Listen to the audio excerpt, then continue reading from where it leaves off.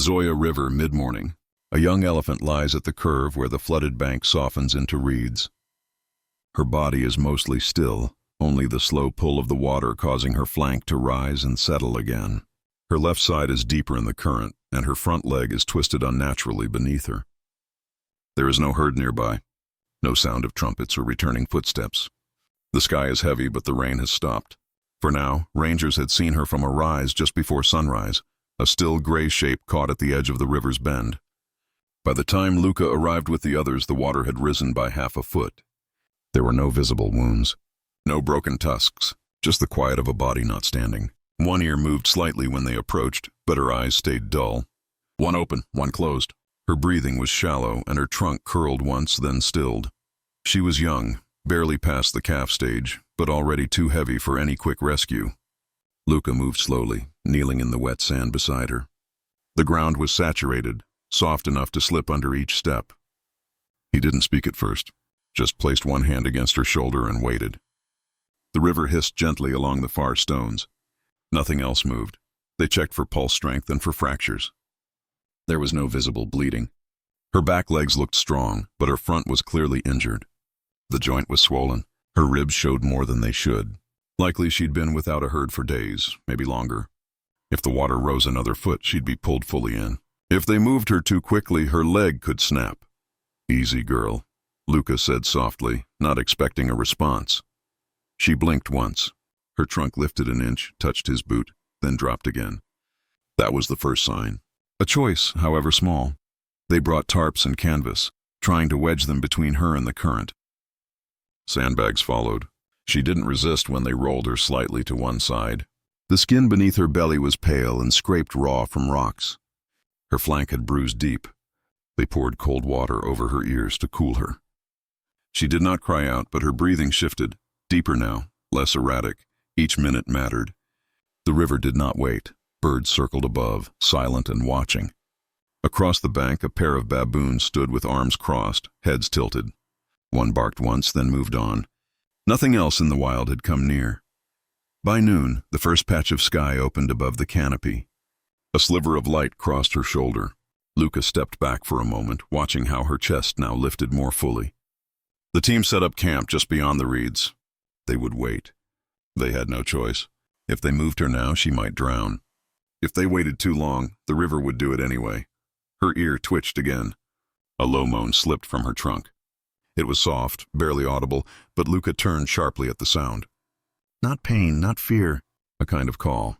He watched her breathe. And for the first time since morning, she blinked with both eyes. Not fully alert, but present, still alive. Still here, downriver the current thickened, darker, faster, louder. Something was shifting upstream.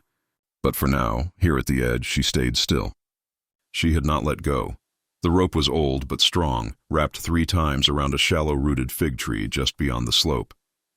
Luca gripped it low, knees in the sand, while 2 others anchored from behind. They had measured the distance from her shoulder to the dry patch of ground above the waterline.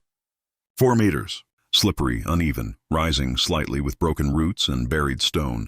The weight of her body in mud made each centimeter earned feel like lifting a boulder through silt.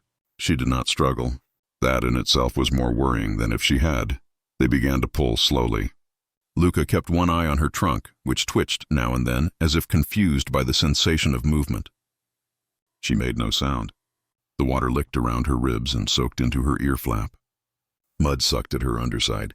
Every few seconds they paused, checked her leg position, and adjusted the angle of the pull. Her front right limb still hung at a sharp, unnatural bend. They avoided touching it directly. If it was broken and they jarred it, the pain could send her into shock. Almost, Luca whispered. More for himself than for her. They had no stretcher large enough. No vehicle that could safely tow from this angle. This was all they had. Ropes, time, and patience. Her skin was covered in a thick layer of silt, now drying to her flank in patches.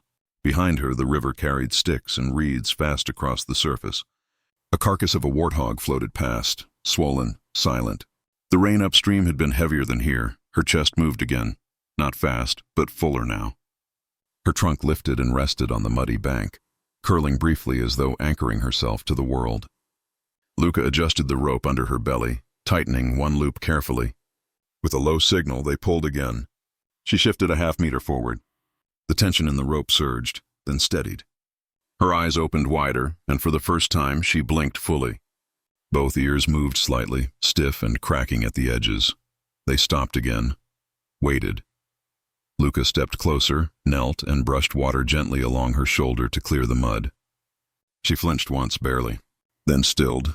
Her breathing was now rhythmic, the panic from earlier no longer visible. But her body trembled faintly. Fatigue or fear, it was hard to say. He placed his palm flat against her skin. It was warm. Not cold, not yet. If they stopped now, she might drown when the river crested again. If they moved too quickly, she could go into cardiac collapse. It was a narrow line, one rope, one team, one chance, another slow pull. The sound of suction broke through as her back left leg slid free of the mud. That was progress. Luca exhaled sharply, nodded, and reset the line. A rustle behind them. Another ranger laid down the second tarp further up the slope. They were building a path now, inch by inch. They pulled again. She groaned. Low, rough, soft. A vocalization that barely crossed the air but made Luca's hands tighten. The kind of sound a calf might make when nudging for its mother. He didn't respond out loud, just motioned for the team to pause once more. Another meter. Her front leg, still bent awkwardly, now rested above the waterline. Her breathing was louder. Not panicked, just effortful, like her lungs were learning how to be full again. When they reached the canvas, Luca let the rope slacken. She was half on dry ground now, half in mud. Her eyes shifted toward him, and for one breath, she didn't blink. Then, very slowly, her trunk rose and pressed against his knee.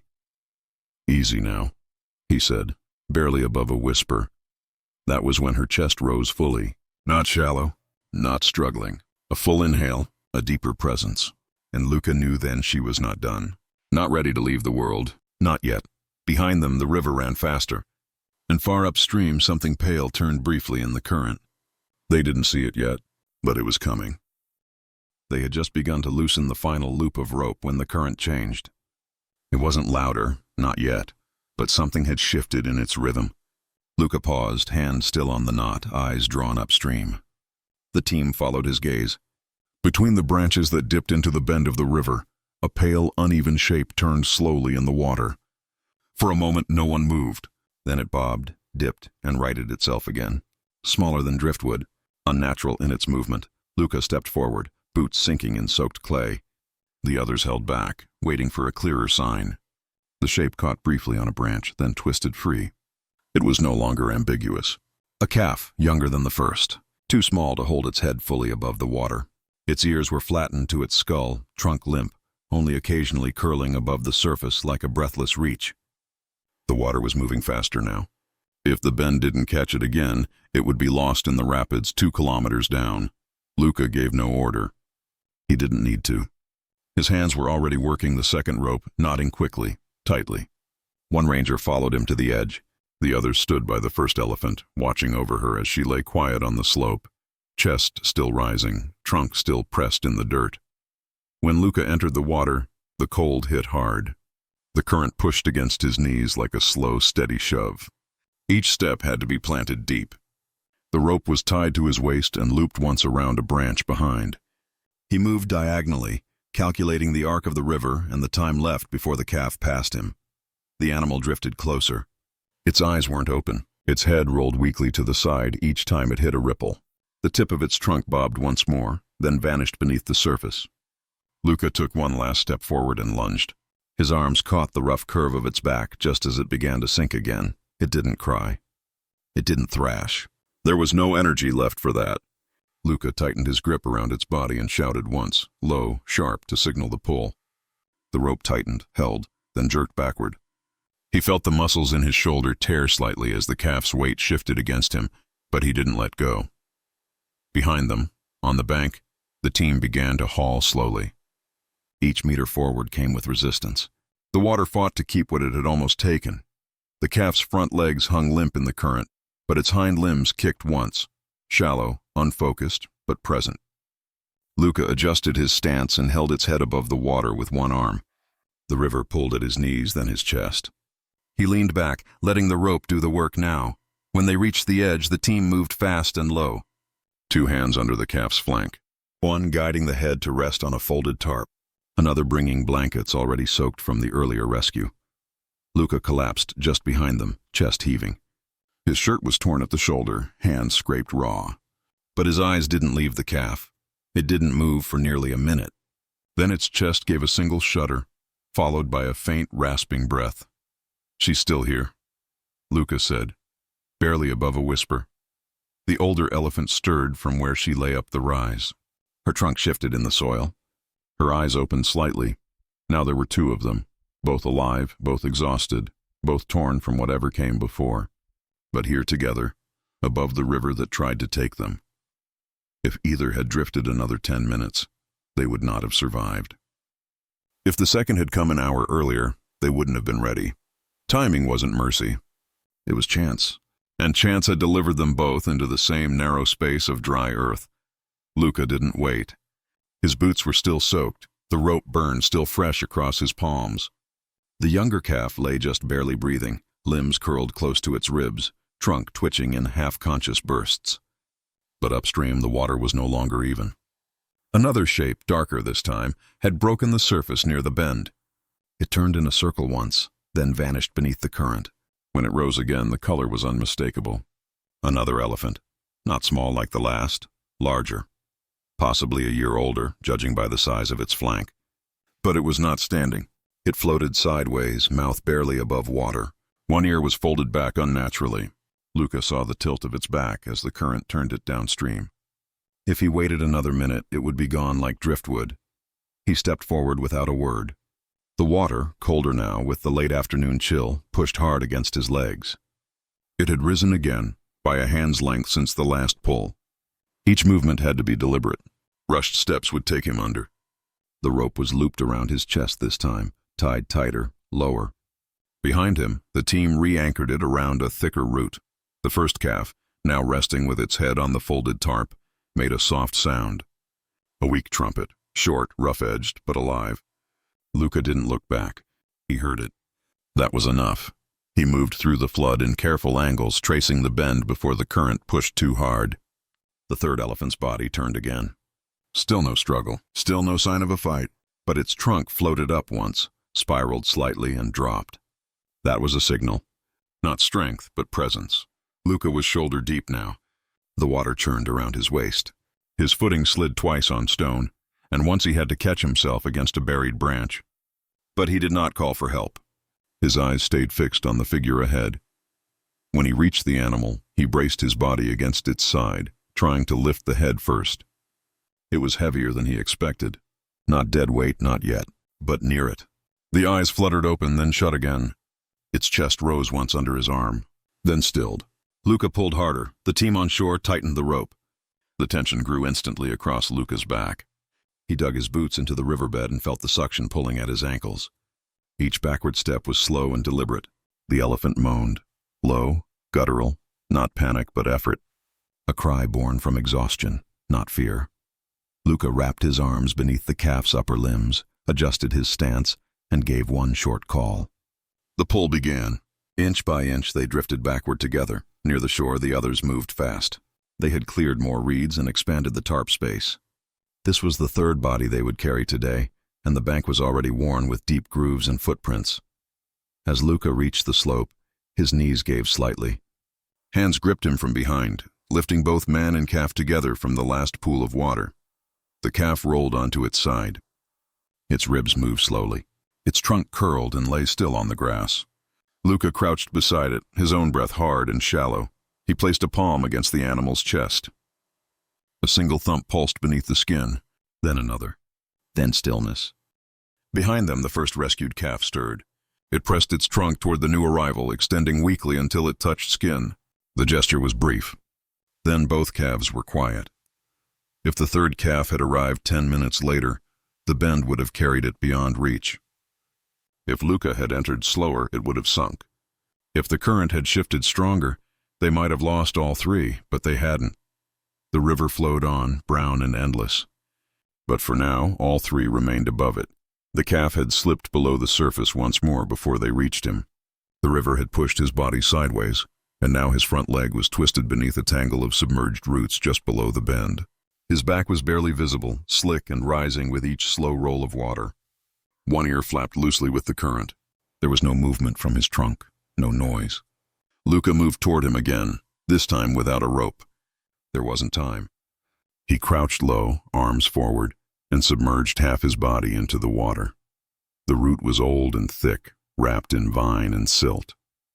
It had likely caught other animals before, but this one was small, not yet strong enough to fight.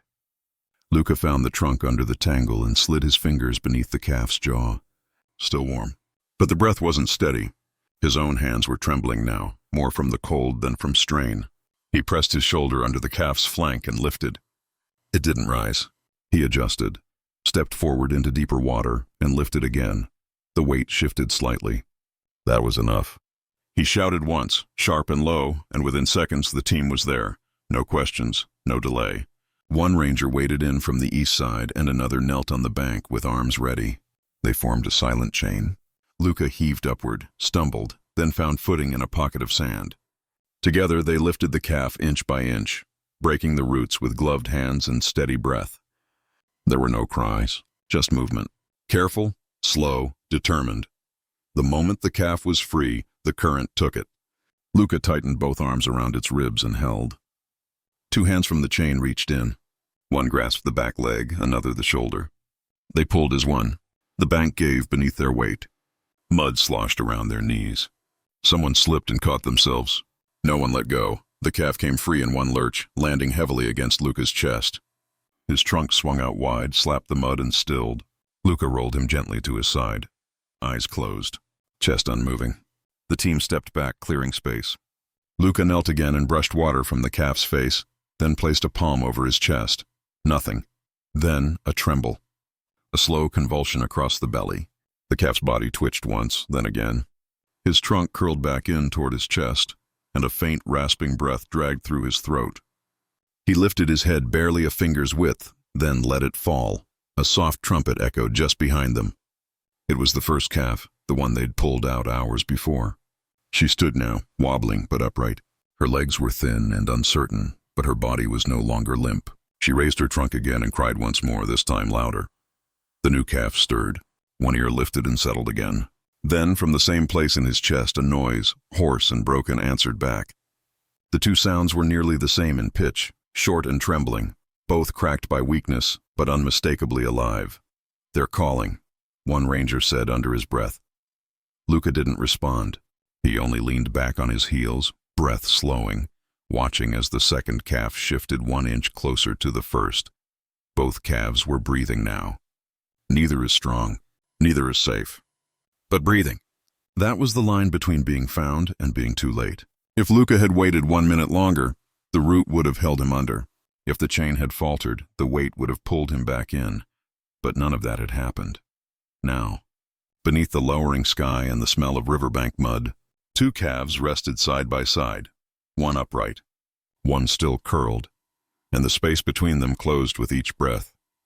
A sound passed through the grass nearby, wind, not words. A quiet sweep through reed and leaf, as if even the trees had let something go. The air upstream was cooler. The trees grew closer to the river's edge there, their roots gripping the earth in braided tangles. 20 minutes after the second calf was pulled to safety, one of the younger rangers, Kamau, was sent to walk the northern bank. He moved slowly, stepping over branches and watching the water where the current curved sharply against the stone. This stretch of the river had narrowed since last year's flood. It was easy now for the body of something heavy to be pushed against the rocks and held there. He didn't have to search far. 100 meters up near a split in the current, a large shape lay on its side at the edge of the shallows. Partially submerged, one flank pressed into stone, the other facing the canopy. It was an adult female. Her back leg twitched faintly in the flow, but there was no movement from her chest. Her skin was marred by streaks of red clay and rough scrapes from the riverbed. A gash ran along her hip, not deep but wide enough to tear the muscle beneath. Kamau stopped just short of her shoulder and crouched. He didn't touch her. Her eye was open, but still. The lids had lost their tension. Flies gathered near the fold in her ear, quiet and undisturbed. There was no doubt. She was gone. The river had not been gentle. She had likely been carried a long way before the rocks stopped her.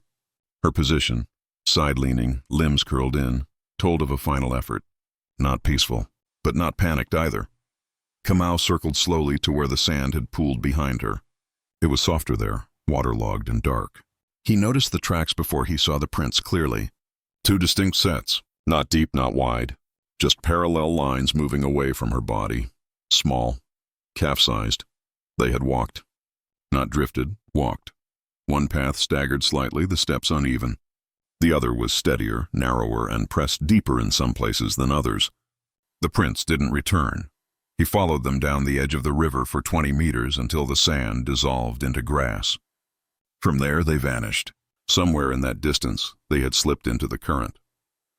And somehow, through chance or instinct or desperation, had found their way to where Luca waited.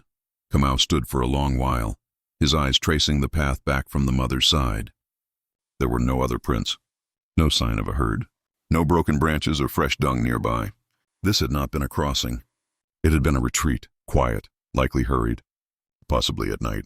The adult had likely been wounded before the water took her. There were bruises along her ribs that didn't match the river's pattern. He returned without speaking, nodding once toward Luca. A quiet signal. The kind that doesn't need words. Luca walked the length of the bank later, alone, and paused at the spot where the mother still lay. He knelt beside her, touched nothing. His eyes drifted toward the water, then the trees, then down to the sand where the tiny footprints began. There was no question of whether the calves belonged to her. The distance, the shape of the prints, the timing, it all fit. She had led them until she couldn't, and they had walked until they couldn't. Now she lay beneath the trees, silent.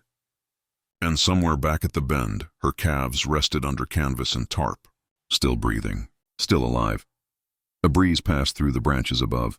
One leaf dropped and floated down, landing lightly on her flank. It did not move. The sky darkened slowly over the bend in the river. The light did not fall all at once, but rather in layers, a quiet dimming across the reeds, a slow cooling of the air, and a softening of bird calls overhead. On the patch of cleared earth between the trees and the swollen current, the two calves stood. Not fully upright, not steady, but standing. Their legs shook often, one leaning into the other to stay balanced. They had not drunk. Their bodies were still dry from within, and their stomachs drawn. But neither had collapsed. Not yet. Luca sat a few meters away, near the base of a wide acacia where the sand held the day's heat. He didn't speak. A kettle rested beside him untouched. His shirt was still wet, the sleeves rolled to his elbows. His hands rested on his knees open. A quiet posture. His eyes remained fixed on the calves, but his body gave no pressure, no pull. The calves were not tethered. No ropes touched them now. If they walked into the trees, they would not be stopped. But they didn't walk. They shifted their weight slowly, one lifting a foot and placing it back again. The smaller of the two twitched his ear at the sound of an insect, but didn't turn. The older calf's flank rose and fell in longer intervals now, each breath more measured than the last. Their trunks lay curled against the earth for most of the evening, moving only to brush the dust or nudge into the other side. A tarp had been set down nearby, but neither calf used it. They stayed in the soil, pressed close. Their heads nearly touched. Each time one moved slightly, the other adjusted, not in reaction, but in rhythm. They did not vocalize again, not once. But the silence between them wasn't empty. It held weight, a rhythm forming from the space between heartbeats. Kamau brought warm milk in a bucket, angled from the side so as not to startle them. Luca approached with it only once, offering it in his palm. Neither drank. The smaller calf blinked, lowered his head, and leaned once more into his sibling's shoulder. Luca stepped back. No force, no insistence. The choice would remain theirs. What mattered most now was rest. If they could sleep through the night, even broken sleep, their chances would rise. But if either collapsed again, the risk of internal damage, shock, or digestive failure would return. Their systems were still fragile. Survival sat on a thin edge. The river behind them moved steadily, carrying reeds and driftwood in long, quiet stretches. Occasionally, a splash echoed from further upstream, likely a bird settling or a branch falling loose. But nothing broke the pattern of calm around the calves. They did not flinch at the sounds. They were no longer alert with fear. They were simply still. By midnight, a light mist had settled along the grass. It clung to Luca's shoulders and the folded edge of the tarp.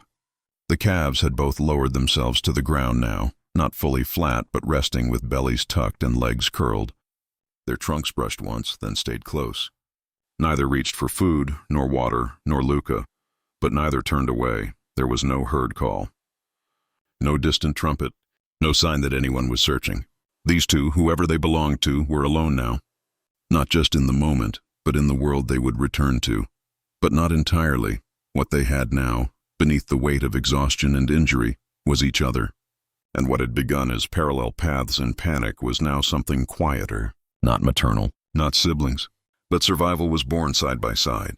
Luca didn't speak, even as he shifted to lie down a short distance away. His eyes stayed open until the first hour of morning. The calves slept lightly.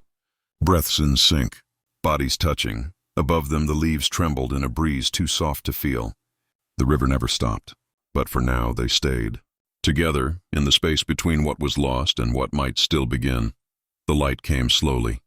First across the tops of the acacia trees, then down through the reeds, brushing the tarp, the brush, and the dried lines in the sand where the calves had lain through the night. The wind was still. The river had calmed. In the softest hour before heat rises, the earth held its quiet. The older calf stirred first. Her trunk uncurled slowly, dragging across the dirt with a hushed scrape. She blinked without lifting her head. Her ribs expanded, then sank, then rose again, fuller. It wasn't strength yet, but it was readiness. The younger calf followed without prompt. He shifted his weight in a short arc toward her, leaning until his flank pressed lightly against her side. The touch was brief. Then he stood. His knees bent sharply, shaking, but they held. His ears hung low. A small line of dried mud crossed the ridge of his back like a memory he had no words for. Neither of them cried. They did not trumpet, did not call. They only stood, watching the line of trees to the north where something unseen had begun to move. The first shape emerged just after sunrise. From the ridge above the clearing, a cow stepped forward, medium-sized, dusty. Her walk was slow but deliberate, each footfall deliberate and cautious. Behind her, two more came, an adolescent female, younger and alert, and a calf even smaller than the rescued ones. They did not move in formation but loosely, like animals approaching a place they weren't sure still remembered them. Kamau saw them first and gave a low whistle. Luca looked up from where he was tying a second tarp. His eyes followed the path to the ridge, then back to the calves. They hadn't moved, but they were looking now, both heads tilted, both bodies tense, not with fear, but attention. The older calf stepped forward, just 2 paces, then stopped. Her trunk lifted halfway. No sound, no cry, just a pause. The herd didn't respond, but they didn't turn away. A breeze passed through the clearing. Dry grass bent softly, rustling like whispers over stone. Luca lowered the canvas in his hand and stood. He didn't speak. He didn't call. This moment was not his. The older calf walked again. Not fast, not certain, but without hesitation. The limp in her step had eased. Her spine still dipped slightly at the shoulder, but she held her head higher than the night before. Each step was steady. She passed the edge of the fire pit, the spot where the kettle had cooled, and the broken reed that had marked where Luca had stood the first time he saw her. Behind her, the younger calf moved. At first unsure, then clearer. He didn't walk straight. His step still veered left, his back leg dragging slightly. But he moved. He followed her. Not called, not led, just chosen. The herd didn't rush forward. They waited. The matriarch held still as the calves approached. Her trunk moved in a slow, winding motion, tracing the scent in the air. The adolescent shifted her weight, but did not step forward. When the calves reached them, the older one stopped again. Her body leaned slightly to the side. The smaller one bumped gently into her hip. Then they both stood, 2 outlines facing 3. No words, no welcome. The matriarch moved first. She reached her trunk toward the smaller of the 2, touched once under his chin. Then she turned. The herd turned with her. They didn't merge immediately. The calves stood still, watching the others step into the tall grass. There was no signal, no guarantee, but the path was open.